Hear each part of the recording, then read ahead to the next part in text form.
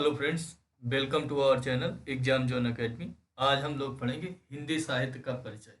हिंदी का कैसे विकास हुआ, कैसे हिंदी भाषा की उत्पत्ति हुई, इसके बारे में हम लोग पढ़ेंगे। आज स्टार्ट करते हैं। हिंदी साहित्य का परिचय। हिंदी क्या है? हिंदी एक राजकीय भाषा है। क्या है? एक राजकीय भाषा है, ना कि राष्ट्रीय भाषा है। भाषा क्या होती है? देखो, हिंदी भाषा जो होती है, अगर कोई भी भाषा की उत्पत्ति कैसे होती है, सबसे पहले क्या होता है?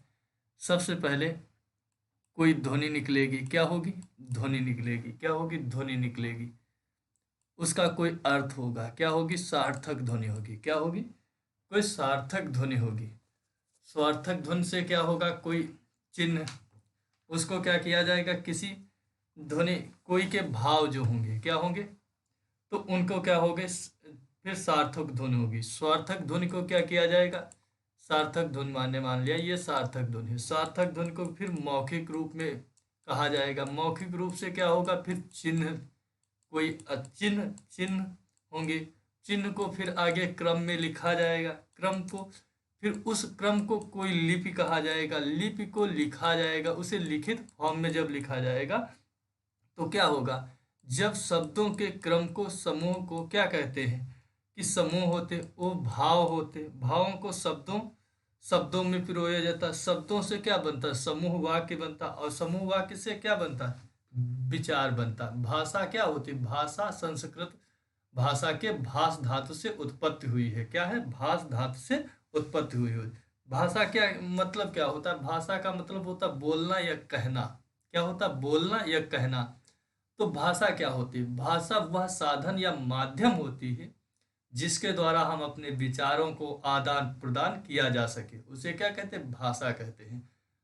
भाषा संस्कृत भाषा के भाष धातु से उत्पत्ति हुई है।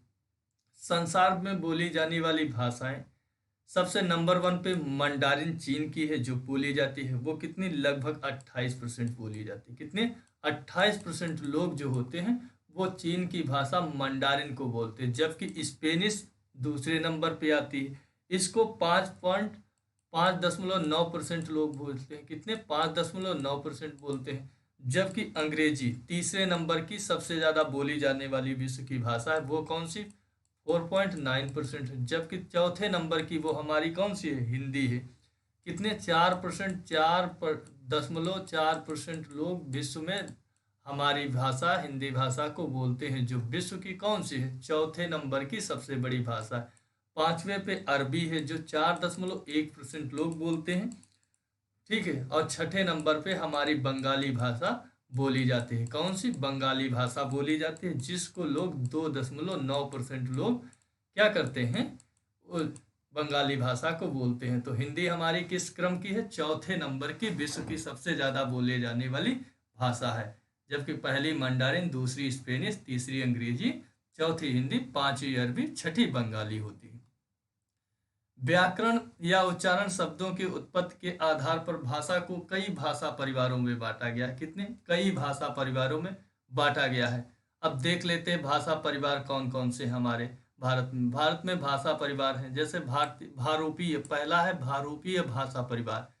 भारूपीय भाषा परिवार है, तो इसके अंतर्गत देखते हैं कौन कौन सी भाषाएं। इसमें 78.05% लोग भारूपीय भाषा परिवार की भाषाओं को बोलते हैं। इसमें कौन कौन सी भाषाएं आती? इसमें हिंदी है, बंगाली है, मराठी है, राजस्थानी और पंजाबी। कौन कौन सी? हिंदी, बंगाली, मराठी और राजस्थानी, पंजाबी। ये भाषाएं कौन सी? ये भाषाएं हमारी भारूपीय भाषा परिवार की भाषाएं हैं जो उत्तर भारत में बोली जाती हैं। क्या है? उत्तरी भारत के क्षेत्र में और मध्य भारत में बोली जाती है। ये हमारी क्या है? हिंदी, बंगाली, मराठी और राजस्थानी, पंजाबी, ये भारूपीय भाषा परिवार की भाषाएं हैं। जबकि दूसरे नंबर पर बोली जाती 19.6% लोगों के द्वारा द्रविड़ भाषा परिवार। द्रविड़ भाषा परिवार की जो भाषाएं होती हैं, तेलुगु है, तमिल है, कन्नड़ है, मलयालम है। तो ये दक्षिण भारत में, ये कहाँ बोली जाती? ये दक्षिण भारत में बोली जाती। कहाँ बोली जाती? दक्षिण भारत में बोली जाती जो भाषाएं हैं वो कौन सी? द्रविड़ भाषा परिवार की हैं। वो 19.6% लोगों के द्वारा बोली जाती है। तेलुगु, तमिल, कन्नड़ और मलयालम। उसके बाद अगली भाषा है ऑस्ट्रो एशियाटिक भाषा परिवार। कौन सी? ऑस्ट्रो एशियाटिक भाषा परिवार। जो 1 से 2% लोग बोलते हैं। कितना? 1 से 2% लोग बोलते हैं। इसमें भाषा कौन सी है? खासी है, मुंडा है, संथाली है। ये कहाँ पर बोली जाती? ये मध्य भारत में बोली जाती है। कहाँ बोली जाती? मध्य भारत में ये बोली जाती है। खासी, मुंडा, संथाली भाषा है। जबकि चौथी नंबर में आते हैं तिब्बत भाषा परिवार, चीनी तिब्बत भाषा परिवार, जो 1% से कम लोग बोलते हैं। इसमें कौन से है? तामी है, डैंग है, नागा है, कार्बी लेप्चा है, कार्बी है, लेप्चा है, बोडो है, मैत्री है। तो ये भाषाएं चीनी तिब्बत भाषा परिवार की भाषाएं होती हैं। 5वें नंबर पर आती है ताई कड़ाई भाषा परिवार। ताई कड़ाई भाषा परिवार में सबसे ज्यादा जो बोली जाती असम की अहोम भाषा। कौन सी? असम की जो होती अहोम भाषा असम की होती, वो बोली जाती। फिर ताई फाके बोली जाती, ताई एथन बोली जाती। उसके बाद देखते हैं भारत में बोली जाने वाली भाषाएं 2011 की जनगणना के अनुसार। तो इसमें ये है भाषाएं कौन कौन सी हैं, कौन कौन सी भाषाएं हैं, और मातृभाषा के हिसाब से कौन कौन सी बोली जाती, जनसंख्या के हिसाब से कौन कौन बोली जाती। तो हिंदी जो है मातृभाषा के हिसाब से इसका प्रयोग होता है, 43.6% लोग प्रयोग करते हैं। जबकि जनसंख्या के हिसाब से इसे 57.1% लोग बोलते हैं। लगभग इसका फर्स्ट स्थान रहता है। जबकि अंग्रेजी जो होती है, अंग्रेजी 0.2% इनकी भारत में ये मातृभाषा है, 0.02%। जबकि इसके जनसंख्या के हिसाब से इसको 2%, 10.6% लोग दूसरे स्थान पे बोली जाती। ठीक है, बोलचाल में दूसरे स्थान पे है, जबकि मातृभाषा में 0.02% है। उसके बाद तीसरे नंबर पर आती बंगाली। कौन सी? बंगाली भाषा, जो 8.3% लोग बोलते हैं। इन ये मातृभाषा है, जबकि पूरे भारत में 8.9% लोग बोलते हैं। ठीक है, और जबकि चौथे नंबर पे है आपकी मराठी भाषा। कौन सी है? चौथे पे है मराठी भाषा, जो 7.09% लोग बोलते हैं। मातृभाषा है इन लोगों की, जबकि 8.2% लोग भारत में इसको बोलते हैं। उसके बाद 5वें में आती है तेलुगु भाषा। कौन सी? तेलुगु भाषा, जो 6.9% लोग बोलते हैं। मातृभाषा है लोगों की, जबकि ओवरऑल 7.8% लोग बोलते हैं। अब देख लेते हैं हिंदी भाषा का विकास क्रम। हिंदी भाषा का जो विकास क्रम है, पहले आर्य आए तो वो संस्कृत बोलते थे। कौन सी बोलते थे? संस्कृत भाषा बोलते थे। संस्कृत के बाद वैदिक संस्कृत, वेदों का पाठन लेखन हुआ उनका, हाँ, तो उनकी रचना हुई, तो वैदिक संस्कृत का क्या किया गया? वैदिक संस्कृत प्रचलन में आई। वैदिक संस्कृत के बाद में क्या हुआ? आगे चलकर लोगों की जो संस्कृत आई उसे लौकिक संस्कृत कहा गया, लौकिक संस्कृत कहा गया। उसके बाद फिर आगे जो क्रम बढ़ा वो पाली संस्कृत। जब महात्मा बुद्ध भगवान आए, पाली भाषा, जो जैन धर्म, पाली के बाद जैन धर्म ने अपने उपदेश किस में दिए? पाली भाषा में। उसके बाद बौद्ध धर्म जो आया वो प्राकृत भाषा में अपनी क्या किया? अपने उपदेश दिए। तो पाली और ये प्राकृत जो थी, प्रथम आम जन की जो भाषा थी वो पाली भाषा थी। उसके बाद प्राकृत भाषा आती। प्राकृत भाषा भी लोगों में बहुत प्रचलित थी। उसके बाद जब अपभ्रंश आता, पाली प्रकृत, प्रकृत के बाद में अपभ्रंश भाषा आती है। अपभ्रंश के बाद में हिंदी भाषा का विकास होता है। फिर क्या होता है? हिंदी भाषा का विकास होता है। तो ये क्रम पूछा जा सकता है, पहले संस्कृत, फिर वैदिक संस्कृत, फिर लौकिक संस्कृत, फिर संस्कृत, फिर पाली, फिर प्राकृत, फिर अपभ्रंश, उसके बाद हिंदी। बोली क्या होती है? छोटे से क्षेत्र में देशज शब्दों में, अपने देशज शब्दों में बोले जाने वाली जो भाषा होती है उसे बोली कहते हैं। इसकी कोई साहित्य रचना नहीं होती है। जो बोली होती है वो छोटे से क्षेत्र में बोली जाती है, जो अपने देशज शब्दों में क्या करते हैं लोग बोलते हैं, उसे बोली कहते हैं। इसकी कोई साहित्य रचना नहीं होती। उसके बाद देख लेते विभाषा। विभाषा क्या होती है?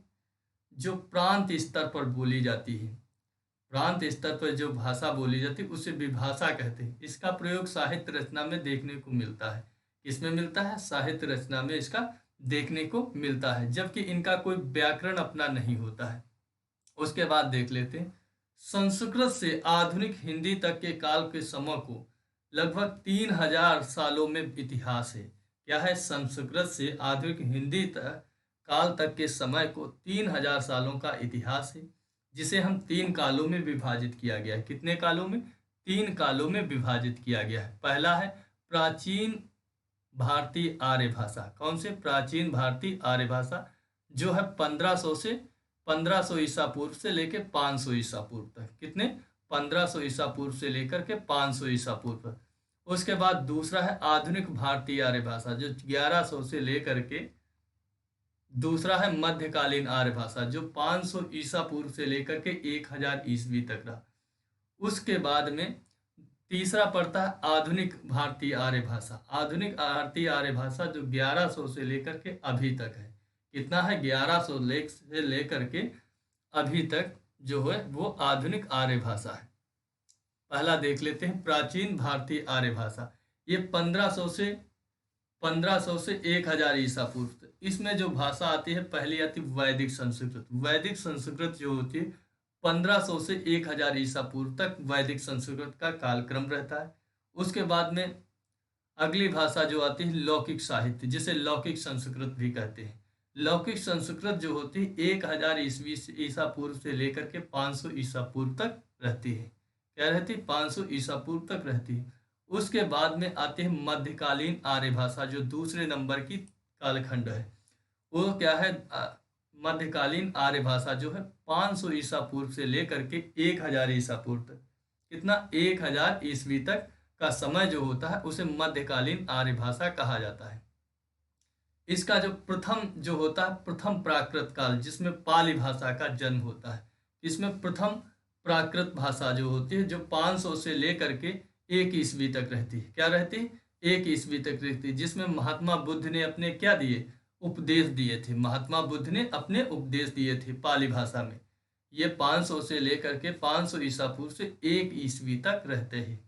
उसके बाद में इसी में खंड दूसरा है प्राकृत काल, जिसे कहा गया महावीर।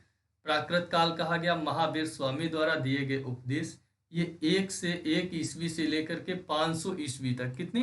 500 ईस्वी तक का समय हुआ। उसके बाद अपभ्रंश आता है। अपभ्रंश का समय होता है 500 से लेकर के 1000 ईस्वी तक। कितने? 500 से लेकर के 1000 ईस्वी से। फिर अपभ्रंश से जो अवहट्ट का क्रम होता है, जो 900 से 1100 ईस्वी होती है, वो अवहट्ट का समय होता है। क्या होता? अवहट्ट का समय होता है। तो देखो, सबसे पहले प्राचीन भारतीय आर्य भाषा कितने से? 1500 से लेकर के कितने? 1500 से लेकर के 500 ईसा पूर्व तक। कितना? 500 ईसा पूर्व तक। कितना था? 500 ईसा पूर्व तक था। ठीक है।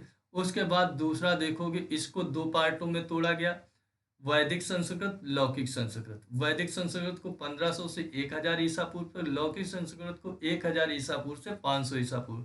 फिर आ जाती मध्यकालीन आर्य भाषा। मध्यकालीन आर्य भाषा जो 500 ईसा पूर्व से लेकर के 1 ईस्वी तक रही। तो 500 से पहले क्या हुआ? ठीक है, मध्यकालीन आर्य भाषा जो रही 500 ईसा पूर्व से 1000 ईस्वी तक। इसको भी 3 पार्टों में तोड़ लिया गया। प्राकृत पाल भाषा, प्रथम प्राकृत जिसे पाली भाषा, फिर प्राकृत भाषा, फिर उसके बाद अपभ्रंश आई। प्रथम जो प्राकृत पाली भाषा थी वो 500 से 1 ईस्वी तक रही। उसके बाद 1 ईस्वी से लेकर के 500 ईस्वी तक कौन सी रही? प्राकृत भाषा रही।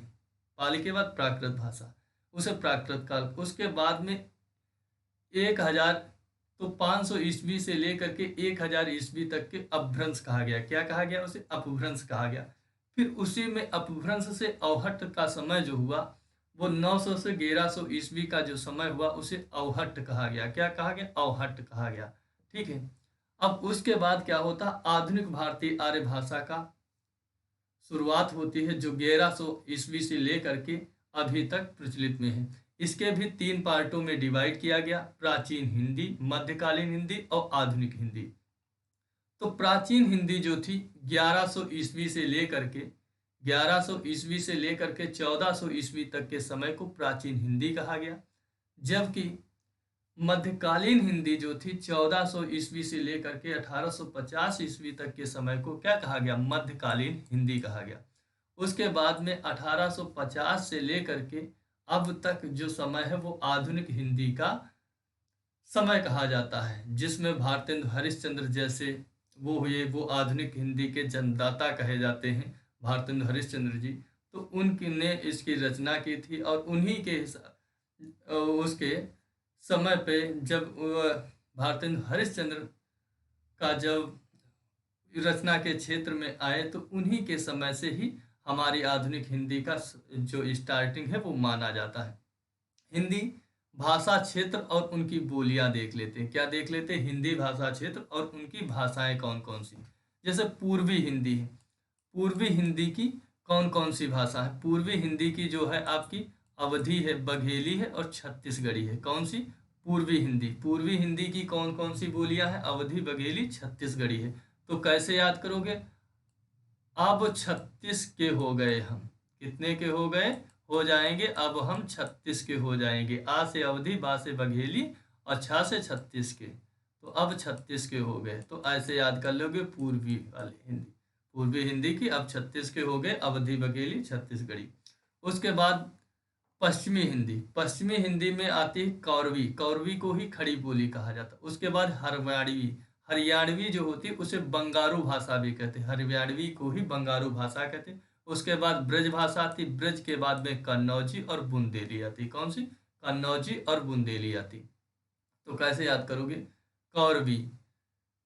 तो कौरवों के पास हरि नहीं थे। कौरवों के पास हरि नहीं थे तो वो ब्रज चले गए। कहाँ चले गए? ब्रज चले गए और बुंदेलों से मिल गए, कन्नौज में जाए। तो कौरवी जो होती है वो खड़ी बोली होती है। क्या होती? खड़ी बोली होती। कौरवी को कहते हैं। हरियाणवी जो होती है वो बंगारू भाषा है, उसे कहते हैं। और ब्रज भाषा होती है कन्नौजी और बुंदेली होती। उसके बाद देखते हैं राजस्थानी। उसके बाद देखते हैं राजस्थानी हिंदी जो होती है वो जयपुरी होती, मारवाड़ी होती, मेवाती होती, मावली होती। तो राजस्थानी हिंदी में कौन कौन सी होती? जयपुरी, मारवाड़ी, मेवाती और मालवी होती। कौन सी होती? मालवी होती। ये चार होती हैं। किसमें होती हैं? राजस्थानी हिंदी में होती हैं। किसमें होती? राजस्थानी हिंदी में होती है।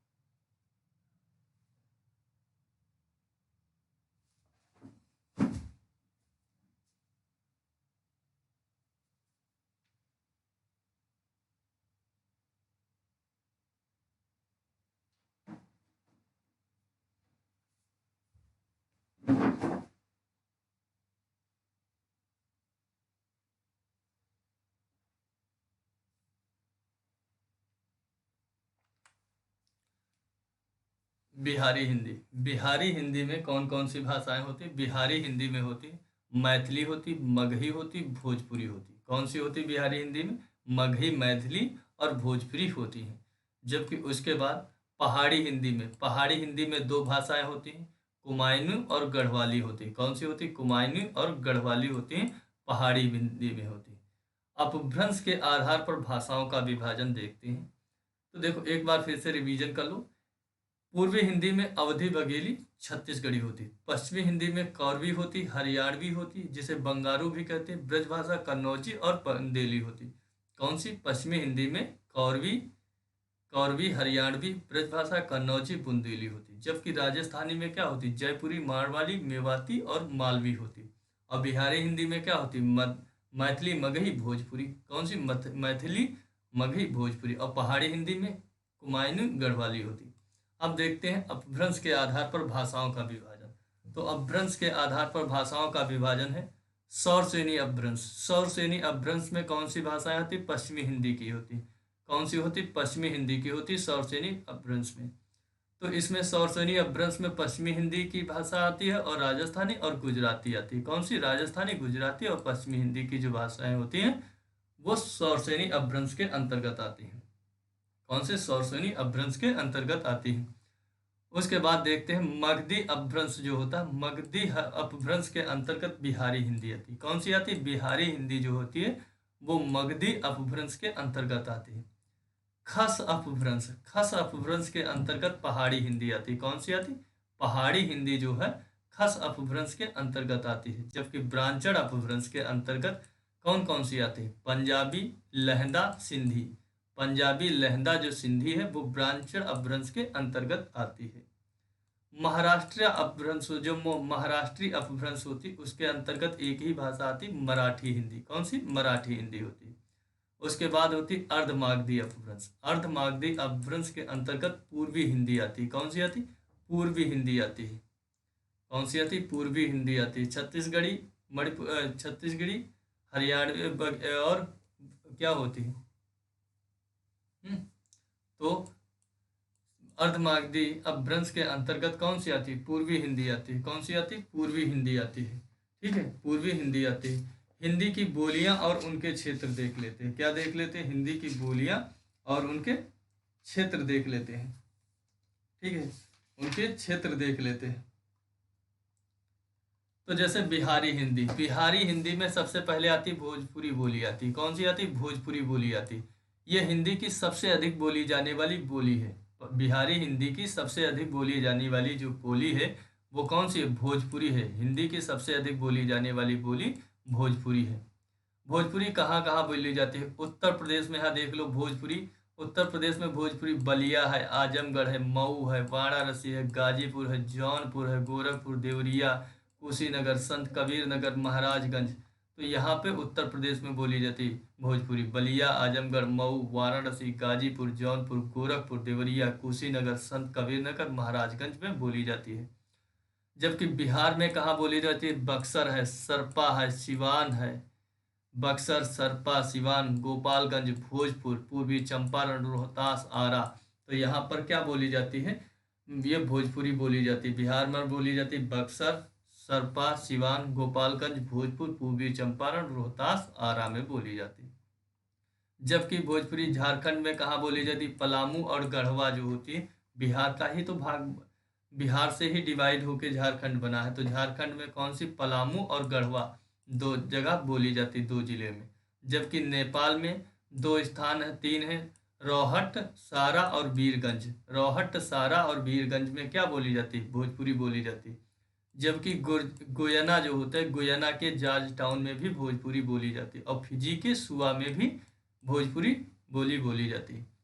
अब देख लेते हैं मैथिली बोली। मैथिली कहाँ कहाँ बोली जाती है? बिहार के मैथिली देख लेते हैं। बिहार में कहाँ बोलते हैं? दरभंगा, मधुबनी, सीतामढ़ी, समस्तीपुर, बेगूसराय। तो कहाँ कहाँ? दरभंगा, मधुबनी, सीतामढ़ी, समस्तीपुर और बेगूसराय में मैथिली बोली जाती है। कौन सी बोली जाती? मैथिली। जबकि झारखंड में मैथिली बोली जाती है रांची, बोकारो, धनबाद, तीन ही जिलों में बोली जाती। रांची, बोकारो, धनबाद में झारखंड में बोली जाती। मैथिली का जो आदिपति है वो आदि कवि जो विद्यापति को कहा जाता है। किसको कहा जाता है? विद्यापति को मैथिली का आदि कवि कहा जाता है। विद्यापति की जो रचनाएं हैं वो पदावली है, एक मैथिली भाषा में लिखी गई पदावली जो मैथिली भाषा में लिखा है। जबकि कीर्तिलता जो है वो अवहट्ट भाषा में लिखा। किस में लिखा? अवहट्ट भाषा में लिखा है। अगली भाषा है मगही। मगही अपभ्रंश से विकसित है। इस लिपि को देवनागरी तथा कैथी लिपि भी कहते हैं। क्या कहते हैं? देवनागरी और कैथी लिपि भी कहते हैं मगही भाषा को। मगही भाषा जो है बिहार में गया, पटना, राजगीर, नालंदा, जहानाबाद, नवादा, ये इतने जगह बिहार में बोली जाती है। गया, पटना, राजगीर, नालंदा, जहानाबाद और नवादा में बोली जाती है। पूर्वी हिंदी, पूर्वी हिंदी जो है आपकी कहाँ बोली जाती? अवधी। पूर्वी हिंदी में अवधी भाषा, अवधी भाषा होती पुराना अवध क्षेत्र में बोली जाती। और ये लखनऊ, उत्तर प्रदेश के लखनऊ में, अयोध्या में, इलाहाबाद, रायबरेली, सुल्तानपुर, बाराबंकी, हरदोई और सीतापुर में बोली जाती। कहाँ बोली जाती? हरदोई और सीतापुर में भी बोली जाती है। उसके बाद अगली है अवधी। अवधी भाषा के जो मुख्य कवि हैं वो तुलसीदास जी ने किसकी रचना की? रामचरितमानस की रचना की थी। किसकी? रामचरितमानस की रचना की थी तुलसीदास जी ने। मलिक मोहम्मद जायसी ने पद्मावत की भी रचना किसमें की थी? अवधी भाषा में की थी। जबकि मंझन ने किसकी? मधुमालती की रचना भी किसमें की थी? अवधी भाषा में की थी। उस्मान ने चित्रावली की भी रचना अवधी भाषा में की थी। बघेली बघेली भाषा, बघेली के अन्य नाम क्या होते हैं? रिमही और रिवई भी किसे कहते हैं? बघेली को ही कहते हैं, रिमही और रिवई भी कहते हैं। ये जो बघेली भाषा है ये मध्य प्रदेश में रीवा है, सतना है, सीधी, उमरिया, शहडोल, ये जगह कहाँ? मध्य प्रदेश में बोली जाती है। बघेली जो है रीवा, सतना, सीधी, उमरिया, शहडोल में बोली जाती है। जबकि छत्तीसगढ़ में ये कहाँ बोली जाती? बिलासपुर है, दुर्ग है, जयपुर है, रायगढ़ में बोली जाती है। छत्तीसगढ़ी बिलासपुर छत्तीसगढ़ी जो भाषा है वो कहाँ बोली जाती है? बिलासपुर में, दुर्ग में और रायपुर और रायगढ़ जिले में बोली जाती है। जबकि पश्चिमी हिंदी की जो खड़ी बोली है जिसे कौरवी बोली भी कहते हैं, वो कहाँ बोली जाती है? वो आपके देहरादून है, सहारनपुर है, बागपत है, मुजफ्फरनगर है, मेरठ है, हापुड़ है, शामली है, बिजनौर है, रामपुर है, मुरादाबाद है, गाजियाबाद है, बुलंदशहर है, गौतम बुद्ध नगर है, अमरोहा, इतनी जगह क्या बोली जाती है? आपकी खड़ी बोली बोली जाती है। कहाँ? देहरादून, सहारनपुर, मुजफ्फरनगर, बागपत, मेरठ, हापुड़, शामली, बिजनौर, रामपुर, मुरादाबाद, गाजियाबाद, बुलंदशहर, गौतम बुद्ध नगर, अमरोहा, यहाँ सब कहीं खड़ी बोली बोली जाती है। जबकि ब्रज भाषा कहाँ कहाँ बोली जाती है? ब्रज भाषा जो है वो आपके मथुरा में बोली जाती, आगरा में बोली जाती, अलीगढ़ में बोली जाती, मैनपुरी में बोली जाती, एटा में बोली जाती और हाथरस, बदायूं, बरेली में बोली जाती। ब्रज भाषा मथुरा, आगरा, अलीगढ़, मैनपुरी, एटा, हाथरस, बदायूं, बरेली में बोली जाती है। प्रमुख कवि कौन से हैं ब्रज भाषा के? सूरदास जी हैं, जिनकी रचना विनय पत्रिका है। कौन सी है? विनय पत्रिका सूरदास जी की ब्रज भाषा में। बुंदेली भाषा कहाँ बोली जाती है? बुंदेली जो है आपकी भाषा बोली जाती है झांसी, जालौन। कहाँ कहाँ? झांसी, जालौन, हमीरपुर, चित्रकूट, बांदा, महोबा, ललितपुर में। कहाँ? झांसी, जालौन, हमीरपुर, चित्रकूट, बांदा, महोबा, ललितपुर में बुंदेली भाषा बोली जाती है। कौन सी? बुंदेली। कन्नौजी भाषा बोली जाती, कहाँ बोली जाती? कन्नौज में बोली जाती, कानपुर में बोली जाती, इटावा है, औरैया है, फर्रुखाबाद है, शाहजहांपुर है, पीलीभीत है। तो कौन सी? कन्नौजी भाषा कन्नौज है, कानपुर, इटावा, औरैया, फर्रुखाबाद, शाहजहांपुर, पीलीभीत, ये जगह पे क्या बोली जाती है आपकी? ये जगह पे आपकी कन्नौजी भाषा बोली जाती है। ठीक है दोस्तों, आशा करता हूँ ये आपको वीडियो पसंद आएगी और इसमें मैंने कुछ जल्दी से पढ़ा दिया। आप लोग इसको 2 बार देख लेना, ठीक है दोस्तों, क्योंकि रात हो चुकी है, 1 बजने वाला है, हम भी सोने जा रहे हैं। ठीक है दोस्तों, और आपको ये वीडियो पसंद आए तो लाइक कर देना, शेयर कर देना, चैनल को सब्सक्राइब कर देना और आपको मिलता हूँ नेक्स्ट वीडियो में। जय हिंद दोस्तों, गुड नाइट।